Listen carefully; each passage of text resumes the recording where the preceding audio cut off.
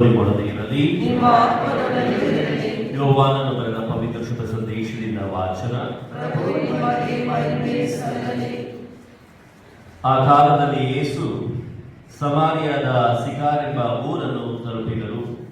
ಈ ಊರಿನ ಪಕ್ಕದಲ್ಲೇ ಯಾಕೋಬನು ತನ್ನ ಮಗನಾದ ಜೋಸೆಫನಿಗೆ ಕೊಟ್ಟ ಭೂಮಿ ಇದೆ. ಅಲ್ಲೇ ಯಾಕೋಬನ ಬಾವಿಯೂ ಇದೆ. ಪಯಣದಿಂದ ಬಳಲಿದ್ದ ಯೇಸು ಬಾವಿಯ ಬಳಿ ಕುಳಿತುಕೊಂಡರು. ಆಗ ಸುಮಾರು ಮಧ್ಯಾಹ್ನದ ಹೊತ್ತು ಒಬ್ಬ ಸಮಾರ್ಯದ ಮಹಿಳೆ ನೀರು ಸೇದಲು ಅಲ್ಲಿಗೆ ಬಂದಳು. ಆಗ ಯೇಸು, ಕುಡಿಯಲು ಸ್ವಲ್ಪ ನೀರು ಕೊಡು ಎಂದು ಕೇಳಿದರು. ಶಿಷ್ಯರು ಊಟಕ್ಕೆ ಏನಾದರೂ ಕೊಂಡು ತರುವುದಕ್ಕೆ ಊರಿನೊಳಕ್ಕೆ ಹೋಗಿದ್ದರು. ಅದಕ್ಕೆ ಆಕೆ, ನೀವು ಯೆಹೂದ್ಯರು, ನಾನು ಸಮಾರ್ಯದವಳು, ಹೀಗಿರುವಲ್ಲಿ ನೀವು ನನ್ನಿಂದ ನೀರು ಕೇಳಬಹುದೇ ಎಂದಳು. ಯೆಹೂದ್ಯರಿಗೂ ಸಮಾರ್ಯದವರಿಗೂ ಹೊಕ್ಕು ಬಳಕೆ ಇರಲಿಲ್ಲ. ಆಗ ಯೇಸು, ದೇವರು ಕೊಡುವ ವರದಾನವನ್ನು ಮತ್ತು ಕುಡಿಯಲು ನಿನ್ನಿಂದ ನೀರು ಕೇಳುತ್ತಿರುವ ವ್ಯಕ್ತಿಯನ್ನು ನೀನು ಅರಿತಿದ್ದರೆ ಆಗ ನೀನೇ ಆತನಲ್ಲಿ ಬೇಡುತ್ತಿದ್ದೆ, ಆತನು ನಿನಗೆ ಜೀವಜಲವನ್ನು ಕೊಡುತ್ತಿದ್ದನು ಎಂದು ಉತ್ತರ ಕೊಟ್ಟರು. ಅದಕ್ಕೆ ಆಕೆ, ನೀರು ಸೇದುವುದಕ್ಕೆ ನಿಮ್ಮಲ್ಲಿ ಏನೂ ಇಲ್ಲ, ಬಾವಿಯು ಆಳವಾಗಿದೆ. ಹೀಗಿರುವಲ್ಲಿ ನಿಮಗೆ ಜೀವಜಲ ಎಲ್ಲಿಂದ ಬಂದಿತು? ನಮಗೆ ಈ ಬಾವಿಯನ್ನು ಕೊಟ್ಟವನು ನಮ್ಮ ಪಿತಾಮಹ ಯಾಕೋಬನು. ಆತನು, ಆತನ ಮಕ್ಕಳು ಮತ್ತು ದನಕರುಗಳು ಇದೇ ಬಾವಿಯ ನೀರನ್ನು ಕುಡಿದರು. ಅಂತ ಪಿತಾಮಹನಿಗಿಂತ ತಾವು ದೊಡ್ಡವರು ಎಂದಳು. ಆಗ ಯೇಸು, ಈ ನೀರನ್ನು ಕುಡಿಯುವ ಎಲ್ಲರಿಗೂ ಮತ್ತೆ ದಾಹವಾಗುತ್ತದೆ. ಆದರೆ ನಾನು ಕೊಡುವ ನೀರನ್ನು ಕುಡಿದವನಿಗೆ ಎಂದಿಗೂ ದಾಹವಾಗದು. ಆ ನೀರು ಅವನಲ್ಲಿ ಉಕ್ಕಿ ಹರಿಯುವ ಬುಗ್ಗೆಯಾಗಿ ನಿತ್ಯ ಜೀವವನ್ನು ತರುತ್ತದೆ ಎಂದು ಉತ್ತರ ಕೊಟ್ಟರು. ಅದಕ್ಕೆ ಆಕೆ, ಸ್ವಾಮಿ, ಅಂತಹ ನೀರನ್ನು ಕೊಡಿ, ಇನ್ನು ಮುಂದೆ ನನಗೆ ದಾಹವಾಗದಿರಲಿ. ನೀರು ಸೇದಲು ಇಷ್ಟು ದೂರ ಬರುವುದು ತಪ್ಪಲಿ ಎಂದಳು. ಅದಕ್ಕೆ ಯೇಸು, ಹೋಗಿ ನಿನ್ನ ಗಂಡನನ್ನು ಕರೆದುಕೊಂಡು ಬಾ ಎಂದು ಹೇಳಿದರು. ಆಕೆ, ನನಗೆ ಗಂಡನಿಲ್ಲ ಎಂದಳು. ಗಂಡನಿಲ್ಲವೆಂದು ಸರಿಯಾಗಿ ಹೇಳಿದೆ. ನಿನಗೆ 5 ಜನ ಗಂಡಂದಿರು ಇದ್ದರು. ಈಗ ನಿನ್ನೊಡನೆ ಇರುವವನು ನಿನ್ನ ಗಂಡನಲ್ಲ. ನೀನು ಹೇಳಿದ್ದು ಸರಿಯೇ ಎಂದರು ಯೇಸು. ಅದಕ್ಕೆ ಆ ಮಹಿಳೆ, ಸ್ವಾಮಿ, ತಾವು ಪ್ರವಾದಿ ಎಂದು ನನಗೀಗ ತಿಳಿಯಿತು. ನಮ್ಮ ಪೂರ್ವಜರು ಈ ಬೆಟ್ಟದ ಮೇಲೆ ದೇವರನ್ನು ಆರಾಧಿಸುತ್ತಿದ್ದರು. ಆದರೆ ಆರಾಧಿಸತಕ್ಕ ಕ್ಷೇತ್ರ ಇರುವುದು ಜೆರುಸಲೇಮಿನಲ್ಲೇ ಎಂದು ಯೆಹೂದ್ಯರಾದ ನೀವು ಹೇಳುತ್ತೀರಲ್ಲ ಎಂದಳು. ಆಗ ಯೇಸು, ತಾಯಿ, ನಾನು ಹೇಳುವುದನ್ನು ಕೇಳು. ಪಿತನ ಆರಾಧನೆಗೆ ಈ ಬೆಟ್ಟಕ್ಕೂ ಬರಬೇಕಾಗಿಲ್ಲ, ಜೆರುಸಲೇಮಿಗೂ ಹೋಗಬೇಕಾಗಿಲ್ಲ. ಅಂತ ಕಾಲವು ಬರುವುದು, ನೀವು ಆರಾಧಿಸುವುದು ಯಾರೆಂದು ನಿಮಗೆ ತಿಳಿಯದು. ನಾವು ಆರಾಧಿಸುವುದು ಯಾರೆಂದು ನಮಗೆ ತಿಳಿದಿದೆ. ಏಕೆಂದರೆ ಲೋಕೋದ್ಧಾರಕ ಬರುವುದು ಯೆಹೂದ್ಯರಿಂದಲೇ. ಕಾಲ ಬರುವುದು, ಅದು ಈಗಲೇ ಬಂದಿದೆ. ಇನ್ನು ಮೇಲೆ ನಿಜವಾದ ಆರಾಧಕರು ಪಿತನನ್ನು ಆತ್ಮದಿಂದಲೂ ಸತ್ಯದಿಂದಲೂ ಆರಾಧಿಸುವರು. ಅಂಥವರೇ ತಮ್ಮನ್ನು ಆರಾಧಿಸಬೇಕೆಂದು ಪಿತ ಆಶಿಸುತ್ತಾರೆ. ದೇವರು ಆತ್ಮಸ್ವರೂಪಿ, ಅವರನ್ನು ಆತ್ಮದಿಂದಲೂ ಸತ್ಯದಿಂದಲೂ ಆರಾಧಿಸತಕ್ಕದ್ದು ಎಂದು ಹೇಳಿದರು. ಆಕೆ, ಅಭಿಷಿಕ್ತರಾದ ಲೋಕೋದ್ಧಾರಕ ಬರುವನೆಂದು ನಾನು ಬಲ್ಲೆ. ಆತನು ಬಂದಾಗ ಎಲ್ಲವನ್ನೂ ತಿಳಿಸುವನು ಎಂದು ಹೇಳಿದಳು. ಆಗ ಯೇಸು, ನಿನ್ನೊಡನೆ ಮಾತನಾಡುತ್ತಿರುವ ನಾನೇ ಆತನು ಎಂದು ನುಡಿದರು. ಅಷ್ಟರಲ್ಲಿ ಹಿಂದಿರುಗಿ ಬಂದ ಶಿಷ್ಯರು ಯೇಸು ಆ ಮಹಿಳೆಯೊಡನೆ ಮಾತನಾಡುತ್ತಿರುವುದನ್ನು ಕಂಡು ಆಶ್ಚರ್ಯಪಟ್ಟರು. ಆದರೆ ಏನು ಬೇಕು ಎಂದು ಆಕೆಯನ್ನಾಗಲಿ ಆಕೆಯೊಡನೆ ಏಕೆ ಮಾತನಾಡುತ್ತಿದ್ದೀರಿ ಎಂದು ಯೇಸುವನ್ನಾಗಲಿ ಅವರು ಕೇಳಲಿಲ್ಲ. ಆ ಮಹಿಳೆ ತನ್ನ ಕೊಡವನ್ನು ಅಲ್ಲಿಯೇ ಬಿಟ್ಟು ಊರಿಗೆ ನಡೆದಳು. ನಾನು ಮಾಡಿದ್ದ ಕೃತ್ಯಗಳನ್ನೆಲ್ಲ ಕಣ್ಣಂತೆ ತಿಳಿಸಿದ ಒಬ್ಬ ವ್ಯಕ್ತಿ ಅಲ್ಲಿ ಇದ್ದಾರೆ, ಬಂದು ನೋಡಿ. ಅವರೇ ಅಭಿಷಿಕ್ತನಾದ ಲೋಕೋದ್ಧಾರಕ ಏಕಾಗಿರಬಾರದು ಎಂದು ಊರಿನ ಜನರನ್ನು ಕರೆದಳು. ಅವರು ಯೇಸುವಿನ ಬಳಿಗೆ ಬಂದರು. ಈ ಮಧ್ಯೆ ಶಿಷ್ಯರು, ಗುರುದೇವ, ಊಟ ಮಾಡಿ ಎಂದು ಯೇಸುವನ್ನು ಒತ್ತಾಯ ಮಾಡಿದರು. ಆಗ ಯೇಸು, ನಿಮಗೆ ತಿಳಿಯದಂತಹ ಆಹಾರ ನನ್ನಲ್ಲಿದೆ ಎಂದರು. ಶಿಷ್ಯರು, ಯಾರಾದರೂ ಅವರಿಗೆ ತಿನ್ನಲು ತಂದುಕೊಟ್ಟಿರಬಹುದೇ ಎಂದು ಮಾತನಾಡಿಕೊಂಡರು. ಯೇಸು ಅವರಿಗೆ, ನನ್ನನ್ನು ಕಳುಹಿಸಿದಾತನ ಚಿತ್ತವನ್ನು ನೆರವೇರಿಸುವುದೇ ನನಗೆ ಆಹಾರ. ಆತನು ಕೊಟ್ಟ ಕಾರ್ಯಗಳನ್ನು ಪೂರೈಸುವುದೇ ನನಗೆ ತಿಂಡಿ ತೀರ್ಥ. ಇನ್ನು 4 ತಿಂಗಳು ಆದ ಮೇಲೆ ಸುಗ್ಗಿ ಬರುತ್ತದೆ ಎಂದು ನೀವು ಹೇಳುವುದಿಲ್ಲವೇ? ಇಗೋ, ಕಣ್ಣು ಆಯಿಸಿ ನೋಡಿ, ಬಲಿತು ಕೊಯ್ಲಿಗೆ ಬಂದಿರುವ ಹೊಲಗಳನ್ನು ನೋಡಿ, ಕೊಯ್ದವನು ಈಗಾಗಲೇ ಕೂಲಿಯನ್ನು ಪಡೆಯುತ್ತಾನೆ, ಅವನು ನಿತ್ಯ ಜೀವಕ್ಕೆ ಫಲವನ್ನು ಕೂಡಿಸಿಡುತ್ತಾನೆ. ಹೀಗೆ ಬಿತ್ತುವವನು ಕೊಯ್ಯುವವನು ಒಟ್ಟಿಗೆ ಸಂತೋಷ ಪಡುತ್ತಾರೆ. ಬಿತ್ತುವವನೊಬ್ಬ, ಕೊಯ್ಯುವವನಿನ್ನೊಬ್ಬ ಎಂಬ ನಾನುಡಿ ನಿಜವಾದುದು. ನೀವು ದುಡಿಯದ ಎಳೆಯಲ್ಲಿ ಕೊಯ್ಲು ಮಾಡಲು ನಾನು ನಿಮ್ಮನ್ನು ಕಳುಹಿಸಿದ್ದೇನೆ. ದುಡಿದವರು ಬೇರೆ, ಅವರ ದುಡಿಮೆಯ ಫಲ ಬರುವುದು ನಿಮ್ಮ ಪಾಲಿಗೆ ಎಂದು ಹೇಳಿದರು. ನಾನು ಮಾಡಿದ ಕೃತ್ಯಗಳನ್ನೆಲ್ಲ ಕಣ್ಣಂತೆ ಹೇಳಿದ ವ್ಯಕ್ತಿ ಎಂದು ಸಾರಿದ ಮಹಿಳೆಯ ಮಾತಿನಿಂದ ಸಮಾರ್ಯ ಊರಿನ ಹಲವು ಮಂದಿಗೆ ಯೇಸುವಿನಲ್ಲಿ ನಂಬಿಕೆ ಹುಟ್ಟಿತು ಎಂದೇ ಆ ಊರಿನ ಜನರು ಯೇಸುವಿನ ಬಳಿಗೆ ಬಂದು ತಮ್ಮಲ್ಲಿಯೇ ತಂಗಬೇಕೆಂದು ಬೇಡಿಕೊಂಡರು. ಅಂತೆಯೇ ಯೇಸು ಅಲ್ಲಿ 2 ದಿನ ಉಳಿದರು. ಇನ್ನು ಅನೇಕರಿಗೆ ಯೇಸುವಿನ ಬೋಧನೆಯನ್ನು ಅವರ ಬಾಯಿಯಿಂದಲೇ ಕೇಳಿ ಅವರಲ್ಲಿ ನಂಬಿಕೆ ಮೂಡಿತು. ಆಗ ಅವರು ಆ ಮಹಿಳೆಗೆ, ನೀನು ಹೇಳಿದುದರಿಂದ ಮಾತ್ರವೇ ಈಗ ನಾವು ನಂಬುತ್ತಿಲ್ಲ, ನಾವೇ ಕಿವಿಯಾರೆ ಕೇಳಿ ನಂಬಿದ್ದೇವೆ. ಲೋಕೋದ್ಧಾರಕ ಇವರೇ ಎಂದು ನಮಗೀಗ ತಿಳಿಯಿತು ಎಂದರು.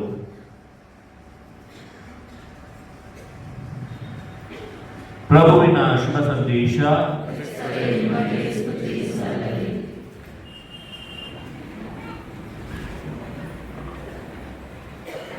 ಪ್ರಭು ಯೇಸು ಕ್ರಿಸ್ತರಲ್ಲಿ ನನ್ನ ಆತ್ಮೀಯ ಸಹೋದರ ಸಹೋದರಿಯರೇ, ತಪಸ್ಸು ಕಾಲದ 3ನೆಯ ಭಾನುವಾರದ ಇಂದಿನ ದೈವವಾಕ್ಯದ ವಿಧಿ ನಮಗೆ ಮುಖ್ಯವಾಗಿ ದಾಹದ ಬಗ್ಗೆ ನಮಗೆ ತಿಳಿಯಪಡಿಸುತ್ತದೆ. ಮನುಷ್ಯರಾದ ನಾವೆಲ್ಲರೂ ಕೂಡ ಒಂದಲ್ಲ ಒಂದು ರೀತಿಯಲ್ಲಿ ಹುಡುಕಾಟದಲ್ಲಿದ್ದೇವೆ. ಚಿಕ್ಕ ಹುಡುಗನಿಂದ ಇರ್ಬೋದು, ಹಿರಿಯರ ತನಕ, ಅದು ಮಹಿಳೆಯಾಗಿರ್ಬೋದು, ಹುಡುಗರಾಗಿರ್ಬೋದು, ಹುಡುಗಿಯರಾಗಿರ್ಬೋದು, ದೊಡ್ಡವರಾಗಿರ್ಬೋದು, ಚಿಕ್ಕವರಾಗಿರ್ಬೋದು. ಆಲೋಚನೆ ಮಾಡಿ, ನಮ್ಮಲ್ಲಿ ಯಾವುದಕ್ಕೂ ಒಂದಕ್ಕಾಗಿ ನಾವು ಹುಡುಕಾಟ ಮಾಡ್ತಾ ಇದ್ದೀವಿ. ನಮ್ಮ ಮನೆಯಲ್ಲಿ ನೆಮ್ಮದಿ ಆಗಿರ್ಬೋದು, ಒಂದು ಒಳ್ಳೆ ಕೆಲಸ ಆಗಿರ್ಬೋದು, ಒಂದು ಒಳ್ಳೆ ಸಂಬಳ ನೀಡುವಂತಹ ಒಂದು ಉದ್ಯೋಗ ಆಗಿರ್ಬೋದು, ಒಂದು ಸಮಾಜದಲ್ಲಿ ಸ್ಥಾನಮಾನ ಆಗಿರ್ಬೋದು. ಹೀಗೆ ಪ್ರತಿಯೊಬ್ಬರಲ್ಲೂ ಒಂದು ಹುಡುಕಾಟ, ಒಂದು ದಾಹ ಇರ್ತದೆ. ಫುಲ್ಟನ್ ಜೇಶನ್ ಅವರು ಹೀಗೆ ಹೇಳ್ತಾರೆ, ಅವರು ಬರೆದಂತಹ ಒಂದು ಕೃತಿಯಲ್ಲಿ ಹೀಗೆ ಹೇಳ್ತಾರೆ, ನಾವು ಚಿಕ್ಕವರಿದ್ದಾಗ ನಮಗೆ ತಂದೆ ತಾಯಿಗಳು ಬಟ್ಟೆಯನ್ನು ಕೊಡಿಸಿದ್ರೆ, ಹೊಸ ಬಟ್ಟೆಯನ್ನು ಕೊಡಿಸಿದ್ರೆ ಎಷ್ಟೋ ಸಂತೋಷ. ಆ ಹೊಸ ಬಟ್ಟೆಯನ್ನು ಹಾಕೊಳ್ಬೇಕಾದ್ರೆ, ಹೊಸ ಉಡುಪನ್ನು ಹಾಕೊಳ್ಬೇಕಾದ್ರೆ ಎಷ್ಟೋ ಸಂತೋಷ. ಯಾಕೆಂತ ಹೇಳಿದ್ರೆ ಹೊಸ ಬಟ್ಟೆ ನನಗೆ ಅದೊಂದು ಸಂತೋಷವನ್ನ ಕೊಡ್ತದೆ. ಆದರೆ ಆ ಸಂತೋಷ ಶಾಶ್ವತವಾದಂಥ ಸಂತೋಷ ಅಲ್ಲ. ಆ ಸಂತೋಷ ಶಾಶ್ವತವಾಗಿದ್ರೆ ಅದೇ ಬಟ್ಟೆ ನನ್ನ ಹತ್ರ ಇವತ್ತಿಗೂ ಇದ್ದಾಗ ನನ್ನ ಸಂತೋಷ ಸಂಪೂರ್ಣವಾಗಿರ್ಬೇಕೆ ವಿನಃ ಅದು ಆ ಬಟ್ಟೆ 1 ವರ್ಷ ಆದ್ಮೇಲೆ 2 ವರ್ಷ ಆದ್ಮೇಲೆ ಆ ಸಂತೋಷ ಮತ್ತೆ ಹಾಗೇ ಇರೋದಿಲ್ಲ. ಅದೆಲ್ಲ ಒಂದು ಕ್ಷಣಿಕವಾದಂತಹ ಒಂದು ಕ್ಷಣಿಕವಾದಂತಹ ವಸ್ತುಗಳು. ಅದು ನೀಡುವಂತಹ ಸಂತೋಷ ಆಗಿರ್ಬೋದು, ನೆಮ್ಮದಿ ಆಗಿರ್ಬೋದು, ಕ್ಷಣಿಕವಾದದ್ದು. ಆದರೆ ಇದೆಲ್ಲ ಏನನ್ನು ಸೂಚಿಸುತ್ತದೆ ಅಂತ ಹೇಳಿದ್ರೆ, ನಾವು ಅದರ ಹಿಂದಿರುವಂತಹ ಒಂದು ಶಾಶ್ವತವಾದಂತಹ ಒಂದು ದಾಹವನ್ನ ನೀಗಿಸಿಕೊಳ್ಳಲು ಅಥವಾ ಆ ಹುಡುಕಾಟ, ನಮ್ಮ ಮನಸ್ಸಿನ ಆ ದಾಹವನ್ನ ನೀಗುವಂತಹ ಒಂದು ವಸ್ತುವನ್ನಾಗಿ, ವ್ಯಕ್ತಿಯನ್ನಾಗಿ ಹುಡುಕ್ತಾ ಇದ್ದೀವಿ. ಆ ದಾಹದ ಬಗ್ಗೆ ಇಂದಿನ ವಾಚನಗಳು ನಮಗೆ ತಿಳಿಯಪಡಿಸುತ್ತಾರೆ. ಆ ದಾಹವನ್ನು ನೀಗಿಸುವವರು ಯಾರು? ಕ್ರೈಸ್ತರಾದ ನಮಗೆ ಆ ಸತ್ಯವನ್ನ ಇಂದಿನ ದೈವವಾಚನದ ವಿಧಿ ನಮಗೆ ತಿಳಿಯಪಡಿಸುತ್ತದೆ. ಇಂದಿನ ಮೊದಲನೇ ವಾಚನವನ್ನ ನಾವು ಆಲಿಸ್ತೇವೆ. ಪ್ರೀತಿಯ ಸಹೋದರ ಸಹೋದರಿಯರೇ, ಇಂದಿನ ಮೊದಲನೇ ವಾಚನವನ್ನ ವಿಮೋಚನ ಕಾರಣದಿಂದ ಆರಿಸಿಕೊಳ್ಳಲಾಗಿದೆ. ಏನು ವಿಮೋಚನ ಕಾರಣದಿಂದ ಆರಿಸಿಕೊಂಡಂತ ವಾಚನ ನಮ್ಗೆ ಏನು ತಿಳಿಯಪಡಿಸ್ತದೆ? ಅವರು ವಾಗ್ದಾನದ ನಾಡಿಗೆ ಹೋಗ್ಬೇಕಾದ್ರೆ ನೀರಿಲ್ಲದೆ ಬಾಯಾರಿಕೆಯಿಂದ ಇರ್ತಾರೆ. ಅಂತಹ ಸಮಯದಲ್ಲಿ ಅವರು ಏನ್ ಮಾಡ್ತಾರೆ? ಮೋಶೆ ಇಂದಿನ ಮೊದಲನೇ ವಾಚನದಲ್ಲಿ ಮೋಶೆ ಸ್ಪಷ್ಟವಾಗಿ ಹೇಳ್ತಾನೆ, ನನ್ನನ್ನ ಕಲ್ಲೆಸೆದು ಕೊಲ್ಲಬೇಕೆಂದಿದ್ದಾರೆ ಆ ಜನರು. ಏತಕ್ಕಾಗಿ ಕಲ್ಲೆಸೆದು ಕೊಲ್ಲಬೇಕೆಂದಿದ್ದಾರೆ ಅಂತ ಹೇಳಿದ್ರೆ ಬಾಯಾರಿಕೆ ಅಂತ ನಾವು ಅರ್ಥ ಮಾಡ್ಕೊಳ್ತೇವೆ. ಆದರೆ ಅದೇ ವಾಚನದ ವಾಕ್ಯಗಳನ್ನ ನಾವು ಓದ್ಬೇಕಾದ್ರೆ ಏನು ಅವರ ನಿಜವಾದಂತಹ ಮೋಟಿವ್, ಅಂದ್ರೆ ಅವರ ನಿಜವಾದಂತಹ ಒಂದು ಉದ್ದೇಶ ಏನಾಗಿತ್ತು? ಯಾಕೆ ಅವರು ಬಾಯಾರಿದ ನೀರನ್ನು ಕೊಡುವಂತ ಕೇಳ್ತಾ ಇದ್ರು ಅಂತ ಹೇಳಿದ್ರೆ, ನಾವು ಈ ವಾಗ್ದಾನದ ನಾಡಿಗೆ ಹೋಗ್ಬೇಕಾದ್ರೆ ಬಾಯಾರಿಕೆಯಿಂದ ಬಳ್ತಾ ಇದ್ದೀವಿ. ದೇವರ ಪ್ರಸನ್ನತೆ ನಮ್ಮೊಂದಿಗೆ ಇದೆಯೋ ಇಲ್ಲವೋ ಎಂಬುದಕ್ಕಾಗಿ ಪರೀಕ್ಷಿಸುವುದಕ್ಕಾಗಿ ಆ ರೀತಿ ಮಾಡಿದ್ರು ಎಂಬುದಾಗಿ ಇಂದಿನ ಮೊದಲನೇ ವಚನ ನಮಗೆ ಸ್ಪಷ್ಟವಾಗಿ ಹೇಳ್ತದೆ. ಪ್ರೀತಿಯ ಸಹೋದರ ಸಹೋದರಿಯರೇ, ಈ ಇಸ್ರಾಯೇಲರು ಈಜಿಪ್ಟಿನ ದಾಸತ್ವದಲ್ಲಿ ಎಷ್ಟು ವರ್ಷ ಇದ್ರು? ಎಷ್ಟು ವರ್ಷ ಇದ್ರು? 430. ಈಜಿಪ್ಟಿನ ದಾಸತ್ವದಲ್ಲಿ ವಿಮೋಚನಾ ಕಾಲದಲ್ಲಿ ಹೇಳುವಂತೆ ಅವರು 430 ವರ್ಷಗಳ ಕಾಲ ಈಜಿಪ್ಟಿನ ದಾಸತ್ವದಲ್ಲಿದ್ರು.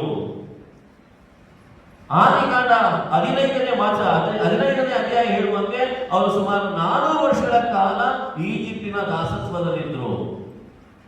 ದಾಸತ್ವ ಅಂದ್ರೆ ನಿಮ್ಗೆ ಗೊತ್ತೇ ಇದೆ, ಅವರನ್ನು ಮನುಷ್ಯರಾಗಿ ನೋಡೋದಿಲ್ಲ, ಒಂದು ವಸ್ತುವನ್ನಾಗಿ ನೋಡ್ತಾರೆ. ಅವ್ರು ಸರಿಯಾಗಿ ಊಟ ಕೊಟ್ರ? ಇಲ್ಲ. ಅವರನ್ನ ಒಂದು ಮನುಷ್ಯರನ್ನಾಗಿ ಕಂಡ್ರ? ಇಲ್ಲ. ಅವರನ್ನ ಮನುಷ್ಯರನ್ನಾಗಿ ಕಂಡಿದ್ರೆ ಅವರೇ ವಾಗ್ದಾನದ ನಾಡಿಗೆ ಮೋಶೆ ಕರೆದಾಗ ಬರ್ತಾ ಇದ್ರು. ದಾಸತ್ವ ಎಷ್ಟು ಒಂದು ವಿಚಿತ್ರವಾಗಿತ್ತು ಅಥವಾ ಎಷ್ಟು ಕಷ್ಟಮಯವಾಗಿತ್ತು ಎಂಬುದಾಗಿ ನಾವು ತಿಳ್ಕೊಳ್ಬೇಕು ಅಂತ ಹೇಳಿದ್ರೆ, ಅವರ ಕಷ್ಟವನ್ನು ಅನುಭವಿಸದೆ ಅವರು ವಾಗ್ದಾನದ ನಾಡಿಗೆ ಓಡ್ ಬರ್ತಾರೆ. ಮೋಶೆ ಕರೆದಾಗ ಬನ್ನಿ ವಾಗ್ದಾನದ ನಾಡಿಗೆ ಹೋಗೋಣ, ನಿಮ್ಮನ್ನ ದೇವರು ಸ್ವತಂತ್ರಗೊಳಿಸಿ ಬಿಡುಗಡೆ ಮಾಡಿ ಫರೋಹನ ರಾಜ್ಯದಿಂದ ಬಿಡುಗಡೆ ಮಾಡಿ ನಿಮ್ಮನ್ನ ವಾಗ್ದಾನದ ನಾಡಿಗೆ ಕರ್ಕೊಂಡು ಹೋಗ್ತಾರೆ ಅಂತ ಹೇಳಿದಾಗ ಅವ್ರು ಬರ್ತಾರೆ. ಅದೇ ಜನ ಮರುಭೂಮಿಯಲ್ಲಿ ದೇವರನ್ನ ಮಾಡೋಣ ಇದ್ದಾರ ಇಲ್ಲವೋ ಎಂಬುದಾಗಿ ಪರೀಕ್ಷಿಸೋದಕ್ಕಾಗಿ ಮೋಶೆ ಹೇಳ್ತಾರೆ, ನಾವು ನಮ್ಗೆ ಬಾಯಾರಿಕೆ ಆಗಿದೆ, ನೀರು ಕೊಡು, ಕುಡಿಯಲು ನೀರು ಕೊಡು. ಅದೇ ದೇವರು ನೈಲ್ ನದಿಯನ್ನ ಈಜಿಪ್ಟಿನಿಂದ ಬರಬೇಕಾದ ಕೆಂಪು ಸಮುದ್ರವನ್ನ ದಾಟಿಸಿಕೊಂಡು ಬಂದರು. ಮರುಭೂಮಿಯಲ್ಲಿ ಬೇಕಾದ ಆಹಾರವನ್ನು ದಯಪಾಲಿಸಿದ್ರು. ದೇವರ ಪ್ರಸನ್ನತೆ ಅವರೊಂದಿಗೆ ಇರಲಿಲ್ವಾ? ದೇವರು ಅವರೊಂದಿಗೆ ಇರಲಿಲ್ವಾ? ದೇವರು ಅವರೊಂದಿಗೆ ಇಲ್ಲದೆ ಹೋಗಿದ್ದರೆ ಕೆಂಪು ಸಮುದ್ರವನ್ನು ದಾಟಿ ಬರಲಿಕ್ಕೆ ಸಾಧ್ಯ ಆಗ್ತಾ ಇತ್ತ? ಮರುಭೂಮಿಯಲ್ಲಿ ಅಷ್ಟು ಜನರಿಗೆ ಆಹಾರವನ್ನು, ಅವರ ದಲಿತರುಗಳಿಗೆ ಅವ್ರಿಗೆ ಆಹಾರವನ್ನು ಒದಗಿಸಿಕೊಡಲು ಸಾಧ್ಯ ಆಗ್ತಾ ಇತ್ತ? ಆದರೂ ಕೂಡ ಬಾಯಾರಿಕೆ ಆದಾಗ ಅವ್ರಿಗೆ ಹೇಳ್ತಾರೆ, ನಮಗೆ ಕುಡಿಯಲು ನೀರು ಕೊಡು. ಪ್ರೀತಿಯ ಸಹೋದರ ಸಹೋದರಿಯರೇ, ಅಷ್ಟು ದಿನ ದೇವರು ಮಾಡಿದಂಥ ಮಹತ್ ಕಾರ್ಯಗಳನ್ನ ಮರೆತು ಹೋಗ್ಬಿಟ್ರು. ನಾವು ಕೂಡ ನಮ್ಮ ಜೀವನದಲ್ಲಿ ಅಷ್ಟೇ, ನಾವು ಹುಟ್ಟಿದಂದಿಂದ ಇವತ್ತವರೆಗೂ ದೇವರು ಎಷ್ಟೋ ಮಹತ್ ಕಾರ್ಯಗಳನ್ನ ಮಾಡಿರ್ಬೋದು, ಎಷ್ಟೋ ಆಶೀರ್ವಾದಗಳನ್ನ ಕೊಟ್ಟಿರ್ಬೋದು. ಆದ್ರೆ ನಮ್ಗೆ ಕಷ್ಟ ಅಂತ ಬಂದಾಗ ಏನ್ ಮಾಡ್ಬಿಡ್ತೀವಿ ಅಂದ್ರೆ ಅವೆಲ್ಲವನ್ನ ಬದಿಗೊತ್ಬಿಡ್ತೇವೆ. ಅವೆಲ್ಲವನ್ನ ಬದಿಗೊತ್ಬಿಟ್ಟು ದೇವರ ಯಾಕೆ ಮಾಡ್ತಾ ಇಲ್ಲ, ನೀನ್ ನನ್ನ ಜೀವನದಲ್ಲಿ ಇದೆಯಾ ಅಂತ ಹೇಳಿ ನಾವು ದೇವರನ್ನೇ ಪ್ರಶ್ನೆ ಮಾಡುವಂತಹ ಒಂದು ಸಮಯ ಬರ್ತದೆ. ಮಾಡಿದ್ದೇವೆ. ನಮ್ಮಲ್ಲಿ ಎಷ್ಟೋ ಜನ ನನ್ನ ಹತ್ರ ಬಂದು ಹೇಳ್ತಾರೆ, ಫಲ ನಾನು ದೇವರನ್ನೇ ಪ್ರಶ್ನೆ ಮಾಡಿದ್ದು ತಪ್ಪಲ್ಲ, ಮಾಡೋದು ತಪ್ಪಲ್ಲ, ದೇವರನ್ನ ಪ್ರಶ್ನೆ ಮಾಡೋದು ತಪ್ಪಲ್ಲ. ಆದ್ರೆ ದೇವರು ನಮ್ಮೊಂದಿಗೆ ಇದ್ದಾರೆ ಎಂಬುದಾಗಿ ಅಪನಂಬಿಕೆ ಪಡೋದಿದೆಯಲ್ಲ, ಅವಿಶ್ವಾಸ ಹೋಗೋದಿದೆಯಲ್ಲ, ಅದು ತಪ್ಪು. ಪ್ರೀತಿಯ ಸಹೋದರ ಸಹೋದರಿ, ಅದು ಅವತ್ತಿನ ಇಸ್ರೇಲರ ಕಥೆ ಮಾತ್ರ ಅಲ್ಲ, ನಮ್ಮ ದಿನನಿತ್ಯದ ಜೀವನದ ಒಂದು ಕಥೆ. ಮಕ್ಕಳಿಗೆ ಫೀಸ್ ಕಟ್ಟಲಿಕ್ಕೆ ಹಣ ಇಲ್ಲದಾಗ ಇದೇ ಪ್ರಶ್ನೆ ಮಾಡ್ತೀವಿ, ಇದೇ ಒಂದು ಅಪನಂಬಿಕೆ ಅಥವಾ ಅವಿಶ್ವಾಸವನ್ನು ವ್ಯಕ್ತಪಡಿಸುತ್ತೇವೆ. ಆದರೆ ಇಂದಿನ ಮೊದಲನೇ ವಾಚನ ನಮ್ಗೆ ಏನ್ ತಿಳಿಸುತ್ತದೆ?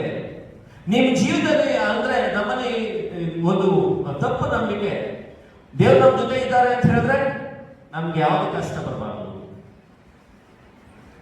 ಯಾವ ನೋವಿರಬಾರ್ದು, ನನ್ನ ಜೀವನದಲ್ಲಿ ಯಾವುದೇ ಸಮಸ್ಯೆ ಇರಬಾರ್ದು, ತೊಂದರೆ ಇರಬಾರ್ದು, ಕಷ್ಟ ಇರಬಾರ್ದು. ನಾನು ಪೂಜೆಗೆ ಹೋಗ್ತೀನಿ ಫಾದರ್, ಯಾಕೆ ನಮ್ಮಲ್ಲಿ ಇಷ್ಟೊಂದು ಕಷ್ಟ? ನಾನು ಪ್ರತಿದಿನ 3 ಜಪಸರ ಮಾಡ್ತೀನಿ ಫಾದರ್, ಯಾಕೆ ಇಷ್ಟೊಂದು ನಮ್ಮ ಮನೆಯಲ್ಲಿ, ಯಾಕೆ ಮಕ್ಕಳಿಂದ ಇಷ್ಟೊಂದು ಕಷ್ಟ ನನಗೆ? ಇಂತಹ ಪ್ರಶ್ನೆಗಳು ಏನನ್ನ ಸೂಚಿಸ್ತದೆ ಅಂತ ಹೇಳಿದ್ರೆ, ನಾನು ಪ್ರಾರ್ಥನೆ ಮಾಡ್ತೀನಿ, ದೇವರಿಗೆ ಬೇಕಾದದ್ದು ನಾನು ಕೊಟ್ಬಿಡ್ತೀನಿ, ದೇವರು ನನಗೆ ಯಾವುದೇ ಒಂದು ಸಮಸ್ಯೆಗಳಿಲ್ಲದಂತಹ, ಕಷ್ಟ ಇಲ್ಲದಂತಹ, ತೊಂದರೆ ಇಲ್ಲದಂತಹ ಜೀವನವನ್ನು ಕೊಟ್ಬಿಡ್ಬೇಕು. ಆಗ ದೇವರು ಒಳ್ಳೆಯವರು. ಅವಾಗ ದೇವರನ್ನ ಪ್ರೀತಿಯ ಸಹೋದರರ ವಿಶ್ವಾಸ ಅನ್ನೋದು ಎಲ್ಲವೂ ಚೆನ್ನಾಗಿ ಇದ್ದಾಗ ದೇವರನ್ನ ನಂಬುತ್ತೇನಲ್ಲ, ಅದು ವಿಶ್ವಾಸ ಆಗೋದಿಲ್ಲ. ನನ್ನ ಜೀವನದಲ್ಲಿ ಯಾವಾಗ ಕೆಟ್ಟಗಳಿಗೆ ಬರ್ತದೆ, ಯಾವಾಗ ಸಮಸ್ಯೆಗಳು ತಲೆದೋರ್ತದೆ, ಯಾವ ಕಷ್ಟಗಳು ಎರಿಗೆ ಬರ್ತದೆ, ಅಂತಹ ಸಮಯದಲ್ಲಿ ಯಾವುದನ್ನೂ ಲೆಕ್ಕಿಸದೆ ದೇವರು ನನ್ನೊಂದಿಗಿದ್ದಾರೆ, ದೇವರು ನನ್ನನ್ನು ಮುನ್ನಡೆಸ್ತಾರೆ ಎಂದು ದೇವರನ್ನ ನಾನು ಸಂಪೂರ್ಣವಾಗಿ ಅವಲಂಬಿಸ್ತೇನಲ್ಲ, ಅದು ನಿಜವಾದ ವಿಶ್ವಾಸ. ಅಂತಹ ಒಂದು ಸಂದೇಶವನ್ನ ಇಂದಿನ ಮೊದಲನೇ ವಾಚನ ನಮಗೆ ತಿಳಿಯಪಡಿಸುತ್ತದೆ. ಪ್ರೀತಿಯ ಸಹೋದರ ಸಹೋದರಿಯರೇ, ನಮ್ಮನ್ನೇ ನಾವು ಪ್ರಶ್ನಿಸಿಕೊಳ್ಬೇಕು. ಇವತ್ತು ನನಗೆ ಎಷ್ಟೇ ಕಷ್ಟ ಬಂದ್ರು, ನನ್ನ ಮನೆಯಲ್ಲಿ ಅದು ಆರ್ಥಿಕ ಸಮಸ್ಯೆ ಆಗಿರ್ಬೋದು, ಕೌಟುಂಬಿಕ ಸಮಸ್ಯೆ ಆಗಿರ್ಬೋದು, ಮಕ್ಕಳ ಸಮಸ್ಯೆ ಆಗಿರ್ಬೋದು, ಅಥವಾ ಇನ್ನೊಂದು ಸಮಸ್ಯೆ ಆಗಿರ್ಬೋದು, ಕೆಲಸದಲ್ಲಿ ಸಮಸ್ಯೆ ಆಗಿರ್ಬೋದು, ಈ ಎಲ್ಲ ಸಮಸ್ಯೆಗಳ ನಡುವೆ ನಾನು ದೇವರಲ್ಲಿ ಸಂಪೂರ್ಣ ವಿಶ್ವಾಸವನ್ನು ಹೊಂದಿ ನಾನು ಜೀವನ ಮಾಡ್ತಾ ಇದ್ದೀನ, ಇಲ್ವಾ ದೇವರ ವಿರುದ್ಧ ಒಡಗುಡ್ತಾ ಇದ್ದೀನ, ದೇವರನ್ನ ನಿಂದಿಸ್ತಾ ಇದ್ದೀನ? ಆದ್ರೂ ಕೂಡ ದೇವರು ಕೈ ಬಿಡಲಿಲ್ಲ. ಆದ್ರೂ ಕೂಡ ದೇವರು ಕೈ ಬಿಡಲಿಲ್ಲ. ಮೋಶೆ ಹೇಳ್ತಾರೆ, ಆ ಕಲ್ಲಿಗೆ ಈ ಒಂದು ಕೋಲಿಂದ ಹೊಡೆ ನೀರು ಬರ್ತದೆ. ದೇವರಿಗೆ ಹೇಳಿದಂತೆ ನೀರು ಬಂತು. ಆ ಒಂದು ಸ್ಥಳಕ್ಕೆ ಮೆಸ್ಸ ಮತ್ತು ಮೆರಿಬಾ ಅಂತ ಹೆಸರಿಡ್ತಾರೆ. ಮೆಸ್ಸ ಅಂದ್ರೆ ಪರೀಕ್ಷೆ, ಮೆರಿಬಾ ಅಂತ ಹೇಳಿದ್ರೆ ವಾಗ್ವಾದ. ಯಾರು ವಾಗ್ವಾದ ಮಾಡಿದ್ರು, ಯಾರೇ ಪರೀಕ್ಷೆ, ಒಂದು ವಿಶ್ವಾಸದ ಪರೀಕ್ಷೆಯಲ್ಲಿ ಅವರು ಪಾಸ್ ಆಗಲಿಲ್ಲ. ದೇವರನ್ನೇ ಪರೀಕ್ಷಿಸಿದ್ರು. ದೇವರು ನಮ್ಮೊಡನೆ ಇದ್ದಾರ, ದೇವರ ಒಂದು ನಮ್ಮೊಡನೆ ಇದ್ದಾರ ಇಲ್ವಾ ಅಂತ ಪರೀಕ್ಷೆ ಮಾಡಿದ್ರು. ದೇವರನ್ನೇ ಪರೀಕ್ಷಿಸಿದಂತಹ ಸ್ಥಳ. ಅವರು ಮೋಶೆಯೊಂದಿಗೆ ಮಾತ್ರ ವಾಗ್ವಾದ ಮಾಡಲಿಲ್ಲ, ಸುಮ್ಮನೆ ಬಿಡಲಿಲ್ಲ. ಮೋಶೆ ಹೇಳ್ತಾನೆ ಇನ್ನು ಮೊದಲನೇ ವಾಚನದಲ್ಲಿ, ನನ್ನ ಮೇಲೆ ಕಲ್ಲೆಸೆದು ಕೊಲ್ಬೇಕೆಂದಿದ್ದಾರೆ, ಏನ್ ಮಾಡಲಿ ನಾನು? ಮೋಶೆ ಎಲ್ಲರನ್ನ ಇಡೀ ಫರೋನ ಸೈನ್ಯವನ್ನ ಎದುರಾಕೊಂಡು ಅವರನ್ನ ಸಮುದ್ರವನ್ನ, ಕೆಂಪು ಸಮುದ್ರವನ್ನು ದಾಟಿಸ್ಕೊಂಡು ಬಂದಂತ ಮೋಶೆ, ಅಂತ ಮೋಶೆಯನ್ನ ಕೊಲ್ಬೇಕು ಅಂತ ಹೇಳಿದ್ರು. ಆ ಮೋಶೆಯ ವಾಕ್ಯಗಳನ್ನ ಹೇಳ್ತಾರೆ. ಅದು ಮೋಶೆ ವಿರುದ್ಧ ಮಾತ್ರ ವಾಗ್ವಾದ ಅಲ್ಲ, ಮೇಲ್ನೋಟಕ್ಕೆ ಮೋಶೆಯೊಂದಿಗಿನ ವಾಗ್ವಾದ ಅಂತ ಹೇಳ್ಬೋದು. ಆದ್ರೆ ಮೋಶೆಯೊಂದಿಗಿನ ವಾಗ್ವಾದ ಅಲ್ಲ, ಬದಲಿಗೆ ದೇವರೊಂದಿಗಿನ ವಾಗ್ವಾದವಾಗಿತ್ತು ಅದು. ಹಾಗಾಗಿ ಆ ಸ್ಥಳಕ್ಕೆ ಮೆಸ್ಸ ಮತ್ತು ಮೆರಿಬಾ ಎಂಬುದಾಗಿ ಹೆಸರಿಡ್ತಾರೆ. ಪ್ರೀತಿಯ ಸಹೋದರ ಸಹೋದರಿಯರೇ, ನಮ್ಮ ಕುಟುಂಬಗಳು ಕೂಡ ನಾವು ದೇವರನ್ನು ಪರೀಕ್ಷಿಸುವಂತಹ ಸ್ಥಳಗಳಾಗಬಹುದು. ನಮ್ಮ ಸಮಸ್ಯೆಗಳು, ನಮ್ಮ ಕಷ್ಟಗಳು, ನಮ್ಮ ತೊಂದರೆಗಳು ಕೂಡ ದೇವರ ವಿರುದ್ಧ ವಾಗ್ವಾದಕ್ಕೆ ಬರಮಾಡಿಕೊಳ್ಳುವಂತಹ ಒಂದು ಸನ್ನಿವೇಶನ ಸಂದರ್ಭಗಳಾಗಬಹುದು. ಅಂತಹ ಸ್ಥಳದಲ್ಲಿ ನಾವು ಇಸ್ರಾಯೇಲರಂತೆ ವರ್ತಿಸದೆ, ಅಂತಹ ಕಷ್ಟಗಳು ಬಂದಾಗ, ಅಂತಹ ನಮ್ಮನ್ನ ನಿದ್ರೆಗೆಡಿಸುವಂತಹ, ಧೃತಿಗೆಡಿಸುವಂತಹ ಕಷ್ಟ ಸಮಸ್ಯೆಗಳು ಬಂದಾಗ ನಾವು ದೇವರನ್ನ ಸಂಪೂರ್ಣವಾಗಿ ಅವಲಂಬಿಸೋಣ. ಇನ್ನು ಎರಡನೇದಾಗಿ ಪ್ರೀತಿಯ ಸಹೋದರ ಸಹೋದರಿಯರೇ, ಇನ್ನು ಇಂದಿನ ಶುಭ ಸಂದೇಶ, ಮೊದಲನೇ ವಚನ ನಮಗೆ ದಾಹ, ಭೌತಿಕವಾದಂತಹ ಶಾರೀರಿಕ ದಾಹದಿಂದ ಉಂಟಾದಂತಹ ಒಂದೇ ಒಂದು ಕಾರಣಕ್ಕೆ ದೇವರನ್ನ ಪರೀಕ್ಷಿಸಿದ್ರು. ಇಂದಿನ ಶುಭ ಸಂದೇಶ ನಮ್ಗೆ ಇನ್ನೊಂದು ದಾಹದ ಬಗ್ಗೆ ತಿಳಿಸುತ್ತದೆ. ಏನು ಅಂತ ಹೇಳಿದ್ರೆ, ಅದು ಕೇವಲ ನಮ್ಮ ಭೌತಿಕ ಮಾತ್ರ ದಾಹ ಅಲ್ಲ, ನಮ್ಮ ಶಾರೀರಿಕ ದಾಹ ಅಲ್ಲ, ಆದರೆ ನಮ್ಮ ಆಧ್ಯಾತ್ಮಿಕ ದಾಹ. ನನ್ನ ಹೃದಯದ ತುಡಿತ ಎಲ್ಲಿದೆ, ನನ್ನ ಆತ್ಮದ ದಾಹ ಯಾರಾಗಿದ್ದಾರೆ ಎಂಬುದಾಗಿ ಇಂದಿನ ಒಂದು ಶುಭ ಸಂದೇಶದ ದೃಷ್ಟಾಂತ ನಮಗೆ ತಿಳಿಪಡಿಸುತ್ತದೆ. ಪ್ರೀತಿಯ ಸಹೋದರ ಸಹೋದರಿಯರನ್ನು ಕೇಳಿದ್ರಿ, ಇಂದಿನ ಶುಭ ಸಂದೇಶ ಯೇಸುವಿನ ಮತ್ತು ಸಮಾರ್ಯದ ಮಹಿಳೆಯ ನಡುವೆ ನಡೆಯುವಂತಹ ಒಂದು ದೃಷ್ಟಾಂತ. ಎಲ್ಲಿ ನಡೆಯುತ್ತೆ?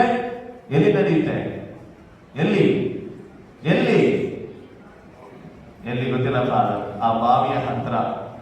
ಯಾವಾಗ ನಡೆಯೋದು? ಬೆಳಿಗ್ಗೆನ, ಮಧ್ಯಾಹ್ನದ, ಸಾಯಂಕಾಲನ? ಮಧ್ಯಾಹ್ನ. ಯಾಕೆ ಮಧ್ಯಾಹ್ನ ನಡೀತು? ಅದಕ್ಕೂ ಒಂದು ಕಾರಣ ಇದೆ.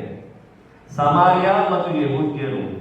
ಪ್ರೀತಿಯ ಸಹೋದರ ಸಹೋದರಿ, ಯೇಸು ಸ್ವಾಮಿ ಆ ಮಧ್ಯಾಹ್ನ, ನಡು ಮಧ್ಯಾಹ್ನ ಆ ಸಮಾರ್ಯ ಸ್ಥಿತಿಯನ್ನು ಮಾತಾಡಬೇಕಾದ್ರೆ ಮೂರು ಮುಖ್ಯ ಅಂಶಗಳನ್ನ ನಾವು ಧ್ಯಾನಿಸಬೇಕು, ಅರ್ಕೊಳ್ಬೇಕು. ಮೂರು ನಿಷೇಧಗಳನ್ನ, ಯೆಹೂದ್ಯರಿಗೆ ಮೂರು ನಿಷೇಧಾಜ್ಞೆಗಳನ್ನ ಯೇಸು ಸ್ವಾಮಿ ಅವ್ರು ಏನ್ ಮಾಡ್ತಾರೆ, ಆ ನಿಯಮಗಳನ್ನ ಉಲ್ಲಂಘನೆ ಮಾಡ್ತಾರೆ. ಏನು ಮೂರು ನಿಯಮಗಳನ್ನ ಉಲ್ಲಂಘನೆ ಮಾಡುವುದು? ಪ್ರೀತಿಯ ಸಹೋದರ ಸಹೋದರಿಯರೇ, ಸಮಾರ್ಯ ಅಂತ ಇಂದಿನ ಶುಭ ಸಂದೇಶ ಸ್ಪಷ್ಟವಾಗಿ ಇರ್ತದೆ. ಯಾರು ಈ ಸಮಾರ್ಯದವರು, ಯಾರು ಈ ಯೆಹೂದ್ಯರು? ಅವ್ರ ಮಧ್ಯೆ ಏನಿತ್ತು? ವೈರತ್ವ ಇತ್ತ, ದ್ವೇಷ ಇತ್ತ, ಅಥವಾ ಭಿನ್ನಾಭಿಪ್ರಾಯ ಇತ್ತ? ಕ್ರಿಸ್ತಪೂರ್ವ 727ರಲ್ಲಿ ಏನಾಯ್ತು ಅಂತ ಹೇಳಿದ್ರೆ, ಈಗಿರುವಂತಹ ಅಂದಿನ ಕ್ರಿಸ್ತಪೂರ್ವ ಯೇಸು ಸ್ವಾಮಿ ಹುಟ್ಟುವಂತ ಈ ಕ್ರಿಸ್ತಪೂರ್ವ 722ರಲ್ಲಿ ಆ ಇಸ್ರೇಲ್ ಒಂದು ನಾಡು ಎರಡು ಭಾಗಗಳಾಗಿತ್ತು. ಒಂದು ಉತ್ತರ, ಒಂದು ದಕ್ಷಿಣ. ಉತ್ತರ ಭಾಗವನ್ನ ನಾವು ಇಸ್ರಾಯೇಲ್ ಅಂತ ಕರಿತಿದ್ರು, ದಕ್ಷಿಣ ಭಾಗವನ್ನ ಜುದೇಯ ಅದರ ಒಂದು ಕ್ಯಾಪಿಟಲ್ ಅಥವಾ ಅದರ ಒಂದು ಕ್ಯಾಪಿಟಲ್ ಜೆರುಸಲೇಮ್ ಆಗಿತ್ತು. ಕ್ರಿಸ್ತಪೂರ್ವ 722ರಲ್ಲಿ ಅಸೀರಿಯನವರು ಉತ್ತರ ಭಾಗವನ್ನು ವಶಪಡಿಸಿಕೊಳ್ತಾರೆ. ಆಗ ಏನಾಗುತ್ತೆ, ವಶಪಡಿಸಿಕೊಂಡ್ಮೇಲೆ ಈ ಅಸೀರಿಯರು ಈ ಇಸ್ರಾಯೇಲರೊಂದಿಗೆ ಮದುವೆ, ವೈವಾಹಿಕ ಸಂಬಂಧ ಆಗುತ್ತೆ. ಅದು ಏನಾಗುತ್ತೆ ಅಂತ ಹೇಳಿದ್ರೆ, ಯೆಹೂದ್ಯರು ಬೇರೆಯವರೊಂದಿಗೆ ಅಂತರ್ಧಾರ್ಮಿಕ ವಿವಾಹ ಅಂತ ಹೇಳ್ತೀವಲ್ಲ ಇವತ್ತು, ಹೌದಾ ಇಲ್ವಾ? ನಮ್ಮ ಧರ್ಮದವರು ಇತರ ಧರ್ಮದವರು, ಅಥವಾ ನಮ್ಮ ಕುಲದವರು ಇನ್ನೊಬ್ರು ಕುಲದವರು, ಆ ತರ ಆಯಿತು. ಆಗೇನಾದ್ರು ಅಲ್ಲಿ ಸಮಾರ್ಯರು ಹುಟ್ಟುಕೊಳ್ತಾರೆ. ಆಗ ಯಹೂದ್ಯರು ಅಂದ್ರೆ ಜುದೇಯದಲ್ಲಿರುವಂತ ಯಹೂದ್ಯರು ನಿಮ್ಮ ರಕ್ತ ಮಲಿನ ಆಗಿದೆ, ನೀವು ನಮ್ಮ ಧರ್ಮಕ್ಕೆ ಸೇರಿದವರಲ್ಲ ಅಂತ ಹೇಳಿ ಅವರನ್ನ ವಿಭಾಗ ಮಾಡ್ತಾರೆ. ಯಾವಾಗ ಮತ್ತೆ ಕ್ರಿಸ್ತ ಪೂರ್ವ 587ರಲ್ಲಿ ಬಾಬಿಲೋನ್ಯರ ದಾಸತ್ವವನ್ನ ದಕ್ಷಿಣ ಭಾಗವನ್ನ ಅವರು ಆಳ್ತಾರೆ. ಅದಾದ್ಮೇಲೆ ಮತ್ತೆ ಹಿಂದಿರುಗಿ ಬಂದಾಗ ಜೆರುಸಲೇಮಿನಲ್ಲಿ ಹಿಂದಿರುಗಿ ಬಂದಾಗ ಇವ್ರು ಸಮಾರ್ಯದವ್ರು ಹೇಳ್ತಾರೆ, ಉತ್ತರ ಭಾರತದಲ್ಲಿ ನಾವು ನಿಮಗೆ ಸಹಾಯ ಮಾಡ್ತೀವಿ ಅಂತ ಹೇಳಿದಾಗ ಅವ್ರು ಒಪ್ಕೊಳ್ಳೋದಿಲ್ಲ. ಬದಲಿಗೆ ನೀವು ಸಮಾರ್ಯದವರು ನಮ್ಮ ಜನಾಂಗಕ್ಕೆ ಸೇರಲಿಲ್ಲ ಅಂತ ಹೇಳಿ ಎರಡು ವಿಭಾಗ ಆಗ್ತದೆ. ಒಂದು ಯಹೂದ್ಯರು ಅಂದ್ರೆ ತುಂಬಾ ಪ್ಯೂರ್, ನಾವು ಯಹೂದ್ಯರಾಗಿ ಉಳಿದಿದ್ದೇವೆ, ನಮ್ಮ ರಕ್ತ ಮಲಿನ ಆಗಿಲ್ಲ. ಇನ್ನೊಂದು ಸಮಾರ್ಯದವರು, ನೀವು ಅಸಿರಿಯರ ಜೊತೆ ಸೇರ್ಕೊಂಡು ನೀವು ಒಂದು ಕುಲವನ್ನು ಸೃಷ್ಟಿ ಮಾಡ್ಕೊಂಡಿದ್ದಾರೆ. ಸಮಾರ್ಯದವರು ನಿಮ್ಮ ರಕ್ತ ಮಲಿನ ಆಗಿದೆ. ಅದಕ್ಕೆ ಸಮಾರ್ಯದವರು ಒಂದು ಗೆರೆಸಿನ್ ಬೆಟ್ಟದ ಮೇಲೆ ಅವರೊಂದು ದೇವಾಲಯವನ್ನ ಕಟ್ಟಿದ್ರು. ಅಲ್ಲಿ ದೇವರನ್ನ ಆರಾಧಿಸ್ತಾ ಇದ್ರು. ಈ ಯಹೂದ್ಯರಿಗೆ ಜೆರುಸಲೇಮ್ ದೇವಾಲಯ, ಜೆರುಸಲೇಮ್ನಲ್ಲಿ ದೇವಾಲಯವನ್ನ ಕಟ್ಟಿದ್ರು. ಹಾಗಾಗಿ ಅವರಿಬ್ರು ಮಧ್ಯೆ ಹೊಂದಾಣಿಕೆ ಇರಲಿಲ್ಲ. ಯಾವಾಗಲೂ ಕೂಡ ಒಂದು ದ್ವೇಷ. ಸಮಾರ್ಯದವ್ರು ಕಂಡ್ರೆ ಯಹೂದ್ಯರಿಗೆ ಆಗ್ತಾ ಇರಲಿಲ್ಲ. ಸಮಾರ್ಯದವ್ರ ಹತ್ರ ಕುತ್ಕೊಂಡು ಊಟ ಮಾಡುವಾಗಿರ್ಲಿಲ್ಲ, ಅವ್ರು ಕೊಡುವಂತ ನೀರನ್ನ ಕುಡಿಯುವಾಗಿರ್ಲಿಲ್ಲ, ಅವ್ರು ಕೊಡುವಂತ ಊಟವನ್ನ ತಿನ್ನುವಾಗಿರ್ಲಿಲ್ಲ. ಅವರ ಒಂದು ಸಮಾರ್ಯದಲ್ಲಿ ಪಟ್ಟಣದ ಮೇಲೆ ಅಥವಾ ಊರಿನ ಮೇಲೆ ಹೋಗುವಾಗಿರ್ಲಿಲ್ಲ. ಇದೆಲ್ಲ ಮಾಡಿದ್ರೆ ಏನಂತ ಹೇಳಿದ್ರೆ ನೀನು ಅಶುದ್ಧ. ಇಂತಹ ಸಂದರ್ಭದಲ್ಲಿ ಯೇಸು ಸ್ವಾಮಿ ಆ ಸಮಾರ್ಯದವರಿಗೆ ಮಾತನಾಡ್ತಾರೆ. ಮಾತ್ರ ಅಲ್ಲ, ನೀರು ಕೊಡಮ್ಮ. ಯೇಸು ಸ್ವಾಮಿ ಅಂತ ಏನೇ ಇಲ್ಲ, ನೀರು ಕುಡಿಲಿಕ್ಕೆ ನೀರು ಕೊಡಮ್ಮ, ನೀರು ದಾಹ ಆಗಿದೆ, ನನಗೆ ನೀರು ಕುಡಿಲಿಕ್ಕೆ. ಅದು ಮೊದಲನೇ ನಿಷೇಧವನ್ನು ಉಲ್ಲಂಘನೆ ಮಾಡ್ತಾರೆ.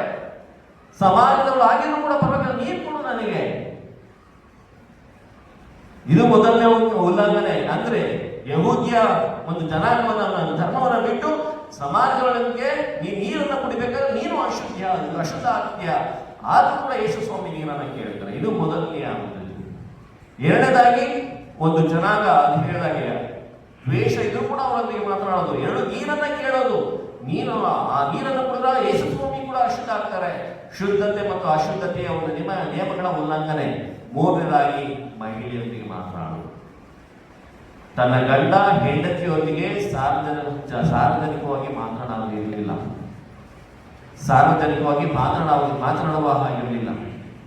ಯೇಸು ಸ್ವಾಮಿ ಅಥವಾ ಒಬ್ಬ ಗುರು ರಬಾಯನವರು ಮಹಿಳೆಯೊಂದಿಗೆ ಸಾರ್ವಜನಿಕವಾಗಿ ಮಾತನಾಡುವ ಹಾಗಿರಲಿಲ್ಲ.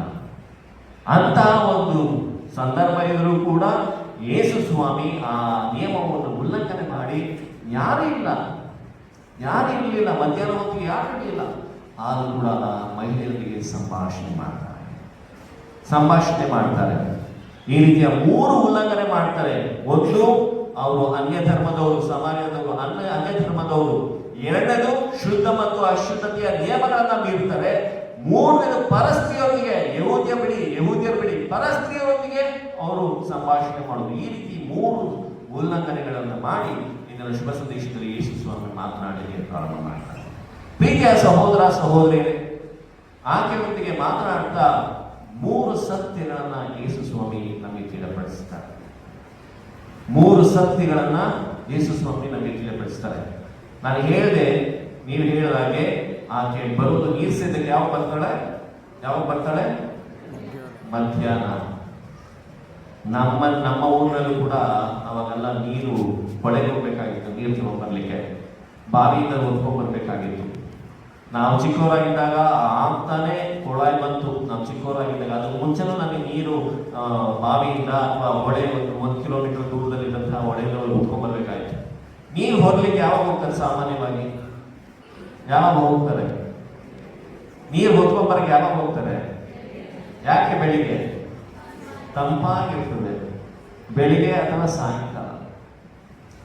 ಆ ಮಹಿಳೆ ಮಧ್ಯಾಹ್ನ ಬರ್ತಾ ಇದ್ದಾಳೆ ಅಂತ ಹೇಳಿದ್ರೆ ಅದಕ್ಕೊಂದು ಕಾರಣ. ಯಾರು ಇಲ್ಲದಾಗ ಬಂದಾಗ ನಾನು ನೀರನ್ನು ಹೊತ್ಕೊಂಡು ಹೋಗ್ಬೋದು, ತೆಗೆದುಕೊಂಡು ಹೋಗ್ಬೋದು. ಅವಳು ಸಮಾಜದಿಂದ ಬಹಿಷ್ಕರಿಸಲ್ಪಟ್ಟಿದ್ಲು. ತನ್ನ ಸಂಬಂಧಿಕರಿಂದ ಬಹುಶಃವಾಗಿ ಯಾರು ಆಕೆಯಲ್ಲಿ ಬರಲಿಲ್ಲ. ಎಲ್ಲರಿಂದ, ತನ್ನ ಸಂಬಂಧಿಕರಿಂದ, ತನ್ನ ಕುಟುಂಬದಿಂದ, ತನ್ನ ಸಮಾಜದಿಂದ ಆಕೆ ಬಹಿಷ್ಕರಿಸಲ್ಪಟ್ಟಿದ್ಲು. ಬಹುಶಃ ಎಲ್ಲರ ಜೊತೆ ಎಲ್ಲರೂ ಬರ್ಬೇಕಾದ್ರೆ ಆಕೆ ಬಂದಿದ್ರೆ ಎಂಥ ಮಹಿಳೆಗಳು, 5 ಜನ ಗಂಡಂದಿರು. ಆದ್ರೆ ಕಾರಣ ಹೇಳೋದಿಲ್ಲ ಶಿವ ಸಂದೇಶ. 5 ಜನ ಗಂಡಂದಿರು, ಈಗ ಇರುವಂತಹ ಗಂಡನೂ ಅವನು ನಿನ್ ಗಂಡ ಅಲ್ಲ ಅಂತ ಹೇಳ್ತಾರೆ ಯೇಸು ಸ್ವಾಮಿ. ಹಾಗೇನು ಬೇಕು ಅಂತ ಮದ್ವೆ ಆದ್ಲ, ಅಥವಾ ಆ ಗಂಡಂದಿರೆ ಪುರುಷ ಪ್ರಧಾನ ಸಮಾಜದಲ್ಲಿ ಅವರೇ ಡಿವೋರ್ಸ್ ಕೊಟ್ರ? ನಮ್ಗೆ ಗೊತ್ತಿಲ್ಲ, ಸತ್ಯ ಗೊತ್ತಿಲ್ಲ. ಆದ್ರೆ 5 ಮದುವೆ ಆಗಿದ್ರು ಕೂಡ ಆಕೆ ಒಂದು ದಾಹ ನೀಗಲಿಲ್ಲ. ಪ್ರಿಯ ಸಹೋದರ ಸಹೋದರಿಯರೇ, ನಾನು ಡಾಕ್ಟರ್ ಹತ್ರ ಹೋಗಿ ನಾನು ಮಾತಾಡ್ಬೇಕಾದ್ರೆ ನನ್ನ ಗಾಯ ನೋಡಿದ್ರೆ ಅವರು ಫಸ್ಟ್ ನನಗೆ ಇದಾಗ್ಲಿಲ್ಲ, ಏನಾಗ್ಲಿಲ್ಲ, ಔಷಧಿನ ಹಚ್ಲಿಲ್ಲ. ಬರ್ಲಿಕ್ಕೆ ಕೇಳಿದ್ರು, ನಿಮ್ಗೆ ಏನಾದ್ರೂ ಇದೆಯಾ ಯಾಕೆ ಕೇಳ್ತಾ ಇದ್ದಾರೆ ಫಾದರ್? ಮೊದಲು ಗಾಯಕ್ಕೆ ಇದಾಗಿ ಏನು ಔಷಧಿ ಹಾಕಿ ಅಂತ ಹೇಳಿದೆ. ಇಲ್ಲ ನಿಮ್ಗೆ ಡಯಾಬಿಟಿಕ್ ಅವರು? ಹೌದು, ನಾನು ಡಯಾಬಿಟಿಕ್. ಗಾಯಕ್ಕೆ ಔಷಧಿ ಹಾಕೋದು ಸುಲಭ, ಆದ್ರೆ ಅದರಿಂದ ಗಾಯ ವಾಸಿ ಆಗುದಿಲ್ಲ. ಅದರ ಮೂಲವನ್ನ ಕಂಡುಹಿಡಿಬೇಕು. ಯೇಸು ಸ್ವಾಮಿ ಕೂಡ ಆ 5 ಜನರ ಗಂಡಂದಿರ ಬಗ್ಗೆ ಪ್ರಸ್ತಾಪ ಮಾಡೋದು ಆಕೆಗೆ ನೋವಾಗಿ ಅಂತ ಅಲ್ಲ, ಆಕೆಯನ್ನ ಹೀಯಾಳಿಸ್ಬೇಕು ಅನ್ನೋದಲ್ಲ, ಆಕೆಯನ್ನ ನಿಂದಿಸಬೇಕು ಅಂತ ಅಲ್ಲ. ಬದಲಿಗೆ ಆಕೆಯ ಒಂದು ಮೂಲ ಕಾರಣವನ್ನ ಹೊರಗಾಕ್ತಾರೆ. ನಿನ್ನ ಒಂದು ಖಾಲಿತನವನ್ನ, ನಿನ್ನ ಜೀವನದ ಖಾಲಿತನವನ್ನ ಈ ಒಂದು ಸಂಬಂಧಗಳು ನೀಗುವುದಿಲ್ಲ. ನಮ್ಮೆಲ್ಲರೂ ಕೂಡ ದಾಹ ಇದೆ, ನಾನು ಹೇಳಿದಾಗೆ ದಾಹ ಇದೆ. ಅದು ಕೇವಲ ಒಂದು ವಸ್ತುವಿಗಾಗಿ ಇರುವಂತಹ ದಾಹ ಅಲ್ಲ, ಒಂದು ಸ್ಥಾನಕ್ಕಾಗಿರುವಂತಹ ದಾಹ ಅಲ್ಲ, ನನಗೆ ಒಂದು ನೆಮ್ಮದಿಯಾಗಿರುವಂತಹ ದಾಹ ಅಲ್ಲ. ಬದಲಿಗೆ ಆ ದಾಹ ಒಂದು ಆಧ್ಯಾತ್ಮಿಕವಾದಂತಹ, ಒಂದು ಆತ್ಮಿಕವಾದಂತಹ ದಾಹ. ಆ ದಾಹವನ್ನ ಯೇಸು ಸ್ವಾಮಿ ಎತ್ತಿ ಹಿಡಿತಾರೆ. ಆಕೆಗೆ ಹೇಳುವ ಮೂಲಕ ನಿನ್ನ ಒಂದು ಸಮಸ್ಯೆ ಕೇವಲ ಈ ಸಂಬಂಧಗಳನ್ನಲ್ಲ, ನಿನ್ನ ಒಂದು ಸಮಸ್ಯೆ ನಿನ್ನ ಆತ್ಮಕ್ಕೆ ಸಂಬಂಧಿಸಿದ್ದು. ಇದು ಮೊದಲನೇ ಅಂಶ. ಎರಡನೇದಾಗಿ ಪ್ರೀತಿಯ ಸಹೋದರ ಸಹೋದರಿಯರೇ, ನೆನ್ನೆ ನಾನು ಒಬ್ರು ಬಂದ್ರು ನಂತರ ಆಶೀರ್ವಾದ ತಗೊಳಕ್ ಬಂದಾಗ ಅವರನ್ನು ಬ್ಲೆಸ್ ಮಾಡ್ಬೇಕಾದ್ರೆ ಬ್ಲೆಸ್ ಮಾಡ್ಬೇಕು ಫಾದರ್ ಏನು ಬಂತು ಪ್ರಾರ್ಥನೆ ಹೇಳಿ ಅಂದ್ರು. ಅದಕ್ಕೆ ನಾನು ಹೇಳಿದೆ, ನೀನು ದೇವರಿಗೆ ಮೊದಲ ಸ್ಥಾನ ಕೊಡ್ತಾ ಇಲ್ಲಪ್ಪ. You are behind money, you are behind position. ಹಂಗೆ ಹೇಳಿದ ತಕ್ಷಣ ಒಂದು 3-4 ಜನಗಳು ಮುಚ್ಚಿದ್ರೆ ಆಯ್ತು. ಇಲ್ಲ ಫಾದರ್, ದೇವಸ್ಥಾನಕ್ಕೆ ಹೋಗ್ತೀನಿ, ಜಪ ಮಾಡ್ತೀನಿ ಫಾದರ್, ಹಂಗೇನೇ ಹೇಳ್ತಿದ್ರು. ಅದಾದ್ಮೇಲೆ ಟಾಪಿಕ್ನೇ ಚೇಂಜ್ ಮಾಡ್ಬಿಟ್ಟು, ಅಂದ್ರೆ ಒಂಥರ ಮುಜುಗರ ಆಯ್ತು. ಯಾವಾಗ ನಾವು ಒಂದು ವೈಯಕ್ತಿಕವಾಗಿ ಅವರ ಸಮಸ್ಯೆಗಳನ್ನ, ಕೊರಗನ್ನ ನಾವು ಎತ್ತಿಡಿತೀವೋ, ಯಾರು ಇಷ್ಟಪಡಲ್ಲ. ನಮ್ಮಲ್ಲಿರುವಂತಹ ಒಂದು ನ್ಯೂನತೆಯನ್ನ, ಕೊರಗನ್ನ ಎತ್ತಿರಿದಾಗ ಇಷ್ಟಪಡೋದಿಲ್ಲ. ನಾವೇನ್ ಮಾಡ್ಬಿಡ್ತೀವಿ, ಟಾಪಿಕ್ನ ಏನ್ ಮಾಡ್ಬಿಡ್ತೀವಿ, ಚೇಂಜ್ ಮಾಡ್ಬಿಡ್ತೀವಿ.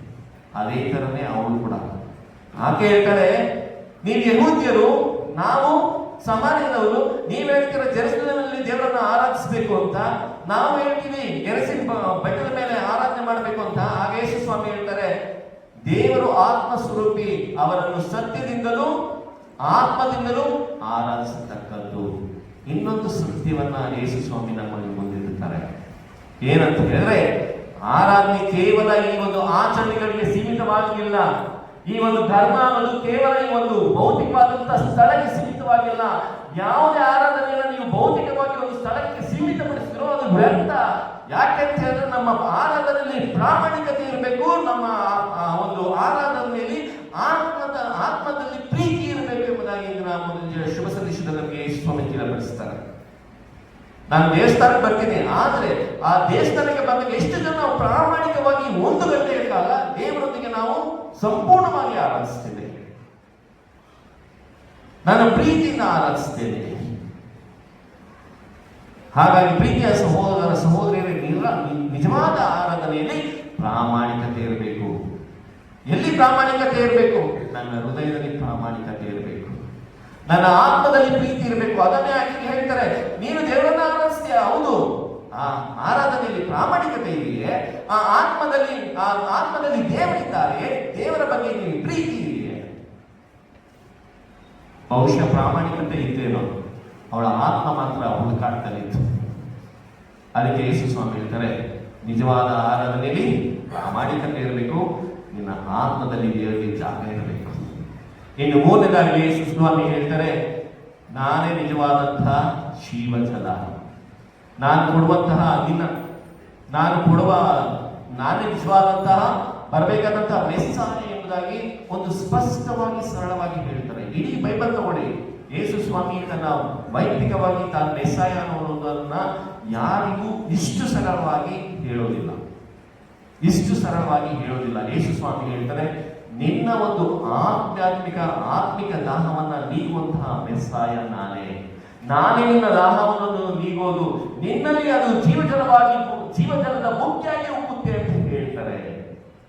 ಅಲ್ಲಿ ಇನ್ನೊಂದು ಸತ್ಯವನ್ನು ಹೇಳ್ತಾರೆ, ಪ್ರೀತಿಯ ಸಹೋದರ ಸಹೋದರಿಯರೇ, ಕ್ರೈಸ್ತರಾದ ನಮ್ಮೆಲ್ಲರಿಗೂ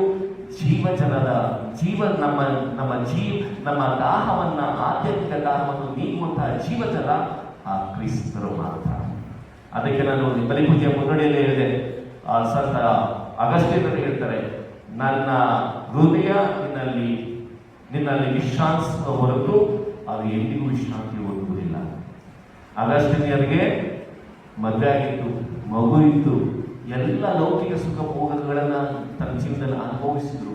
ಅದ್ಯಾವುದು ಕೂಡ ಆ ಅಗಸ್ತ್ಯನರ ಹೃದಯಕ್ಕೆ ಬೇಕಾದಂತಹ ಅಥವಾ ಆತ್ಮಕ್ಕೆ ಬೇಕಾದ ವಿಶ್ರಾಂತಿಯನ್ನು ಕೊಡಲಿಲ್ಲ. ಕೊಟ್ಟಿದ್ದು ಆ ಕ್ರಿಸ್ತ ಮಾತ್ರ. ಪ್ರಭು ಯೇಸು ಕ್ರಿಸ್ತನಲ್ಲಿ ನನ್ನ ಆತ್ಮೀಯ ಸಹೋದರ ಸಹೋದರಿಯರೇ, ಇಂದಿನ ಈ ದೈವ ವಾಕ್ಯದ ವಿಧಿ ಕೇಳೋದಿಷ್ಟೇ, ನಿಮ್ಮ ಆತ್ಮದ ದಾಹ ಕ್ರಿಸ್ತನಾಗಿದ್ದರೆ ಪ್ರಭು ಯೇಸು ಕ್ರಿಸ್ತರು ಮಾತ್ರ ಆ ದಾಹವನ್ನು ನೀಗಿಸಲು ಸಾಧ್ಯ. ಆದರೆ ಕ್ರಿಸ್ತರು ಕೇಳುವುದು ಇಷ್ಟೇ, ಕುಡಿಯಲು ಸ್ವಲ್ಪ ನೀರು ಕೊಡು, ನಿನ್ನ ಜೀವನದಲ್ಲಿ ಸ್ವಲ್ಪ ಜಾಗ ಕೊಡು. ಈ ಒಂದು ತಪಸ್ಸು ಕಾಲದಲ್ಲಿ ಕ್ರಿಸ್ತರು ಕೇಳುವಂತಹ ಒಂದು ಸ್ವಲ್ಪ ಸಮಯವನ್ನ ನನ್ನ ಜೀವನದಲ್ಲಿ ಒಂದು ನಾನು ಬರಬೇಕು ಅನ್ನುವಂತಹ ಒಂದು ಆಮಂತ್ರಣಕ್ಕೆ ನಾವು ಪ್ರೀತಿಯಿಂದ ಆ ಕ್ರಿಸ್ತನನ್ನ ನಮ್ಮ ಜೀವನಕ್ಕೆ ಬರಮಾಡಿಕೊಳ್ಳೋಣ. ಆಮೇಲೆ ನಾವೆಲ್ಲ ನಿಂತು ನಮ್ಮ